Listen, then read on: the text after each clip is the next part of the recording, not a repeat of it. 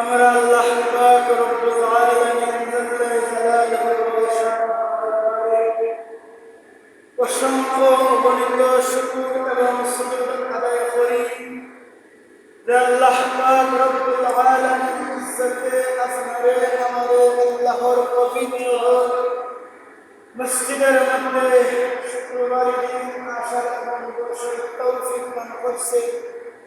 এজন্য আমরা আল্লাহ পাকের শুকর আদায় করি আলহামদুলিল্লাহ। আল্লাহ পাক রব্বুল আলামিন ইজ্জতে পবিত্র কুরআনুল কারীমের মধ্যে ইরশাদ করেন, ইন্নাল্লাহা ইয়া'মুরু বিল আদলি ওয়াল ইহসান।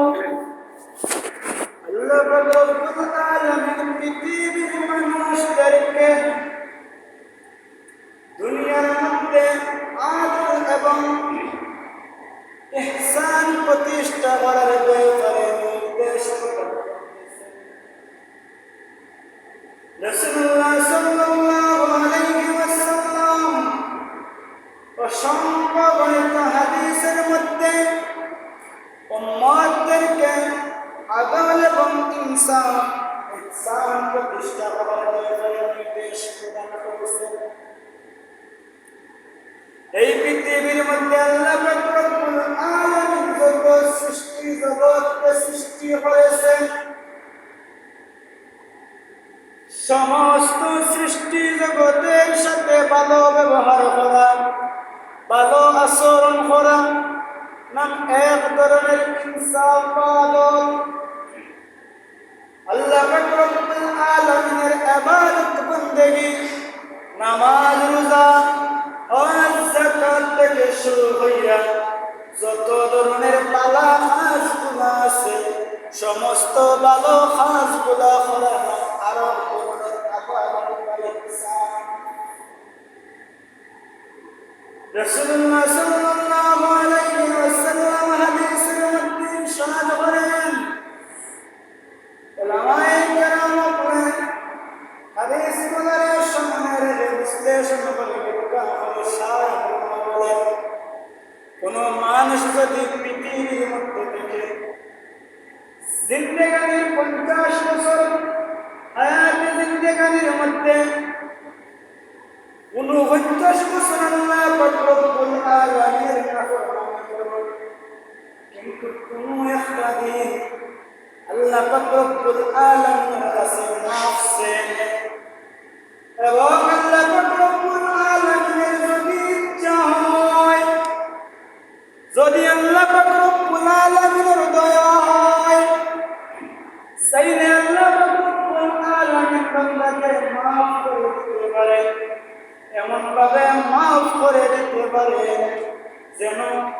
সদ্য ভূমিষ্ঠ হওয়া মায়ের সন্তান যেই রকম নিষ্পাপ, তদরূপ নিষ্পাপ আল্লাহ পাক রব্বুল আলামিন মানুষকে বানায়া দিতে পারে। কিন্তু মানুষ যদি তার জিন্দেগি সারাটা জিন্দেগি আল্লাহ পাক রব্বুল আলামিনের ইবাদত বন্দেগি করলো, ভালো কাজ গুনাহ করলো, কোনো খারাপ কাজের কোনো রেকর্ড নাই, ওই আল্লাহর বান্দা জিন্দেগানির কোনো একটা মুহূর্তে যদি সৃষ্টি জগতের কোনো কিছুর প্রতি খারাপ আচরণ করে, বিশেষ করে মানুষের সাথে খারাপ আচরণ করে, ওই খারাপ আচরণের কারণে আল কিয়ামতের ময়দানে আল্লাহ পাক রব্বুল আলামিনের কাঠগড়ায় দাঁড়াতে হবে।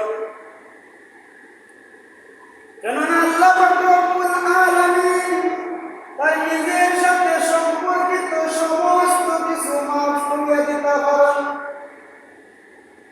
কিন্তু বান্দার হক, বান্দার কষ্ট দিলে, সৃষ্টি জগতে কষ্ট দিলে, ওইটা আল্লাহ পাক রব্বুল আলামিন মাফ করে দেন না।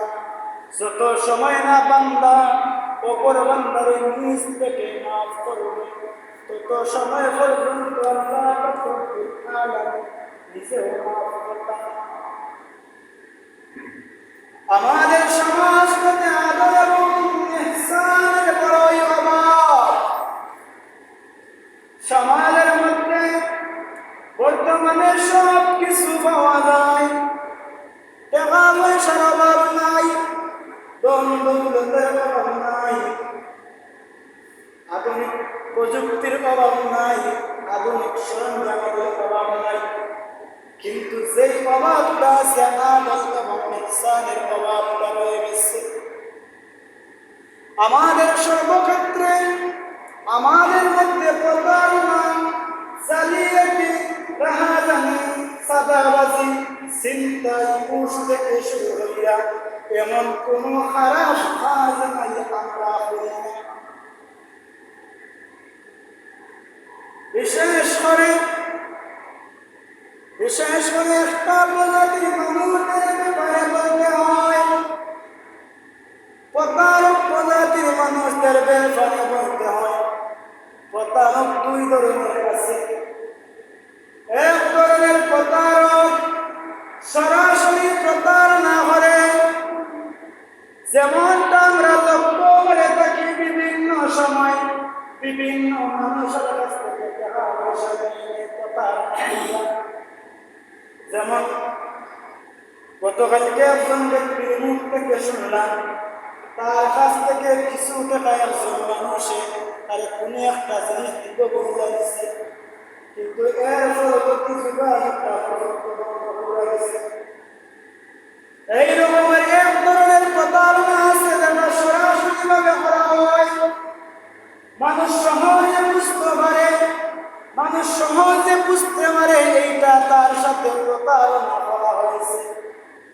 কিন্তু আরেক ধরনের প্রতারণা রয়েছে, সেইটা ধর্মের আড়ালে, ধর্মের নাম দিয়ে, ইসলামের নাম দিয়ে করা হয়ে থাকে।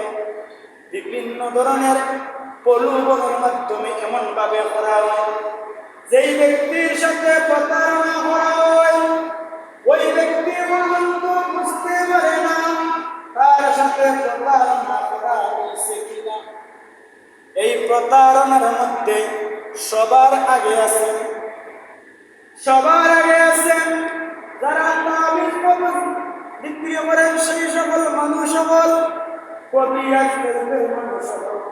শুরুতেই বলে রাখেন, আমরা তাবিজ কবরের বিরুদ্ধে রাসূলুল্লাহ সাল্লাল্লাহু আলাইহি ওয়াসাল্লাম থেকে শুরু করে সাহাবায়ে কেরাম, আইম্মায়ে মুজতাহিদিন, সালফে সালিহিন, ওলিয়ে কেরাম তাবিজ দিয়েছেন,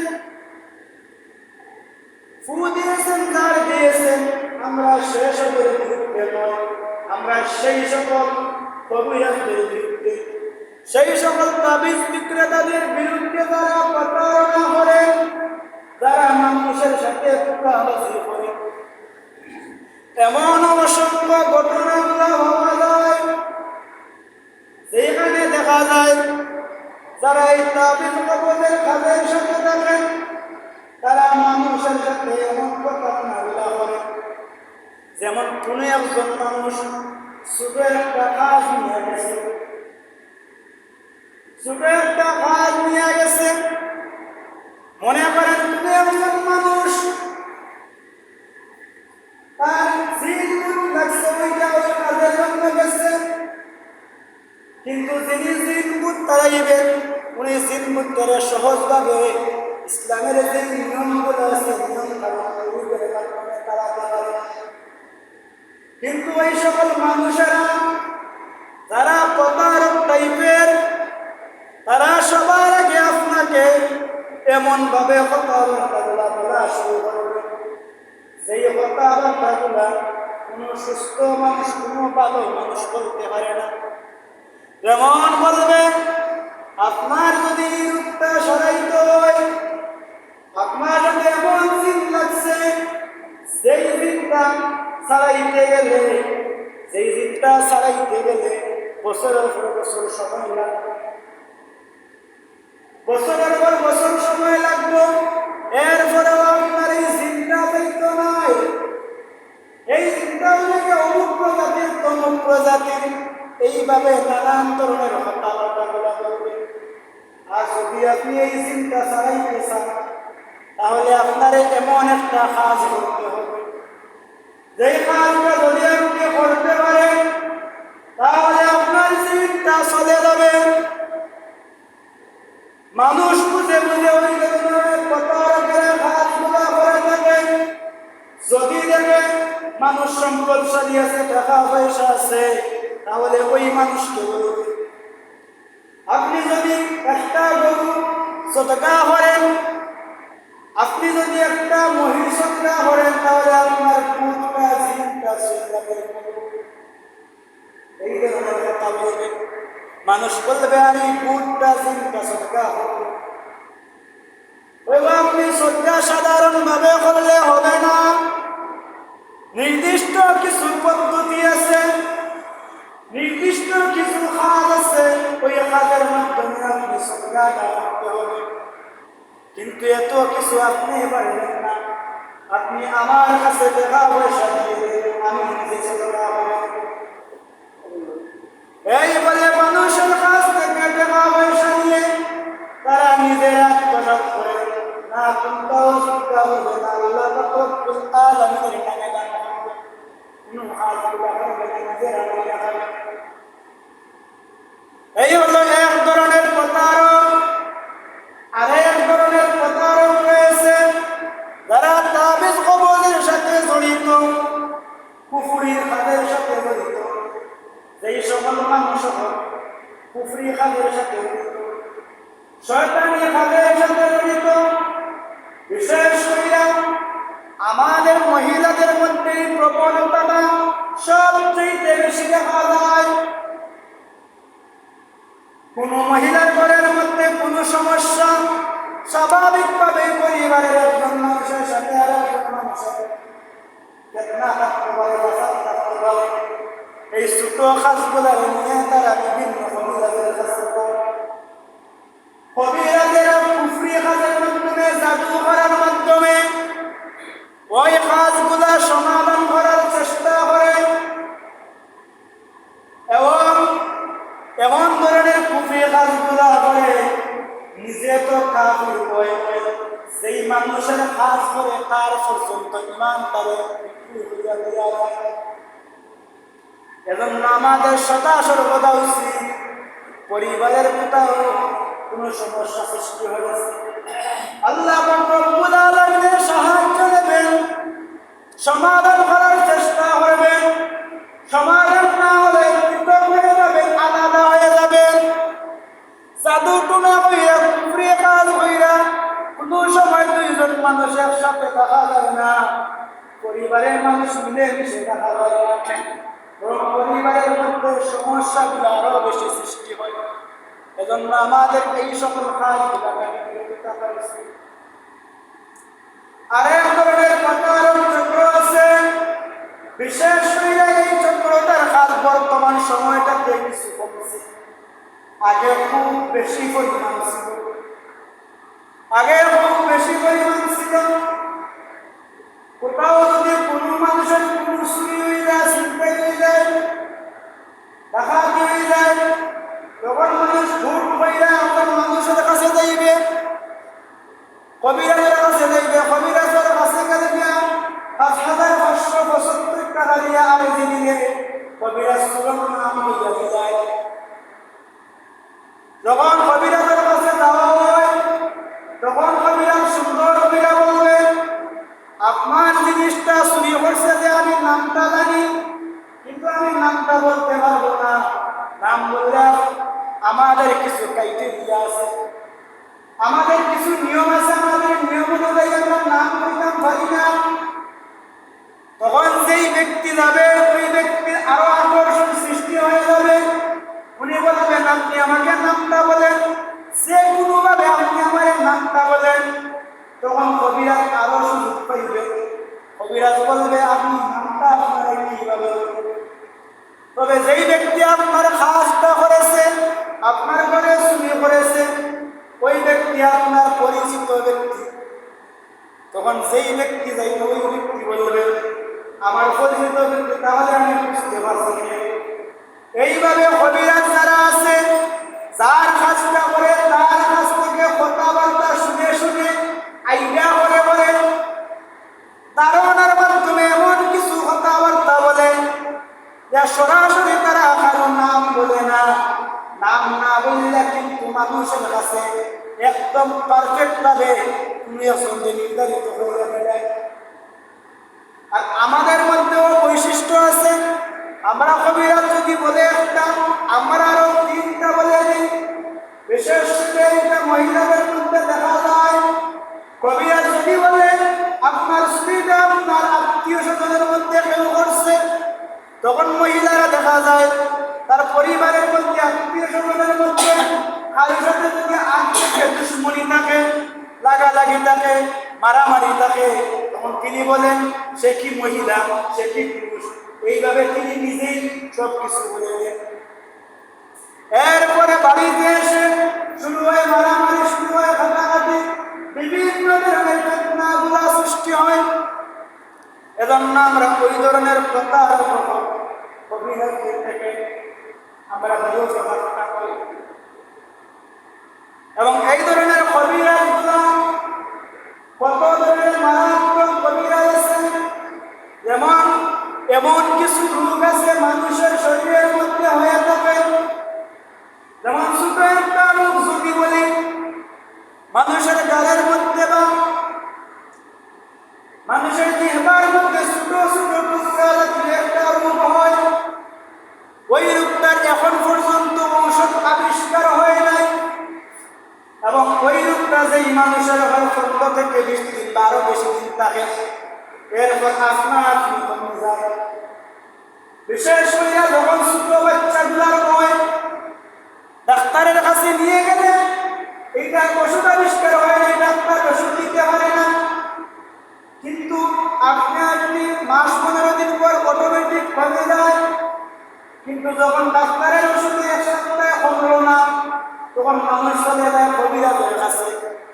কবিরাজ দেখা গেল 15 দিন 20 দিন নানান ধরনের ওষুধপাতি দিল, দেওয়ার পর ওষুধটা রোগটা কমে গেল। তখন মানুষ মনে করলো কবিরাজের ওষুধের কারণে রোগটা ভালো হয়েছে, অথচ এই রোগটা কোনো ওষুধ লাগে না, কোনো কিছু ছাড়াই ভালো হয়ে যায়। তখন দেখা যায় ওই সকল কবিরাজগুলা ওই ছোট ছোট রোগগুলার ক্ষেত্রে মানুষদের কাছ থেকে এত বেশি পরিমাণ টাকা নেয়।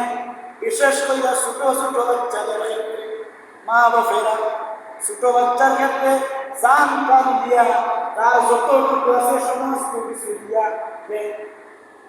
এইভাবে প্রতারণা করে তারা হয়। যেই সকল প্রতারণা ওই মানুষগুলা করে, কাল কিয়ামতের ময়দান আল্লাহ রাব্বুল আলামিন কারণ আমরা সাধারণ মানুষেরা যদি না বুঝে তারা প্রতারণা করছে কিনা, কিন্তু তারা নিজেরা যে প্রতারণা করছে এইটা তারা শতভাগ নিজেরা বুঝতে পারে।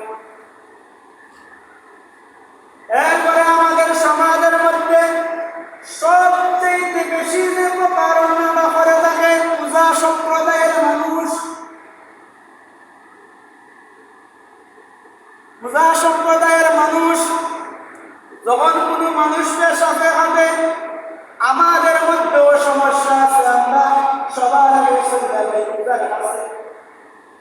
এবং বাংলাদেশের মধ্যে যত ধরনের সাপ আছে, 100টা সাপের মধ্যে প্রায় 99টা সাপের মধ্যে তেমন বিষ নাই।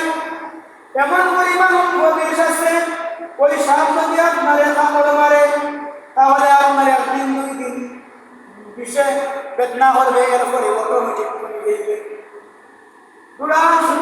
সময় অসংখ্য হাত আছে, এই হাতগুলোর তেমন কোনো বিষ নাই।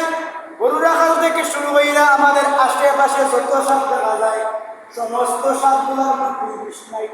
অল্প কয়েকটা সাপ আছে যেগুলোর মধ্যে বিষ আছে।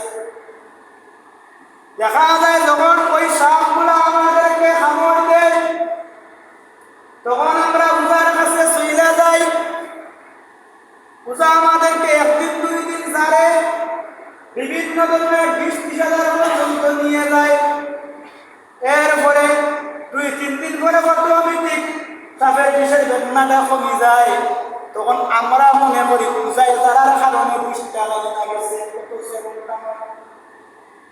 কিন্তু প্রায় সময় বিভিন্ন জায়গায় শোনা যায় উজায় 4-5 দিন জারা বাদেও মানুষ মারা গেছে।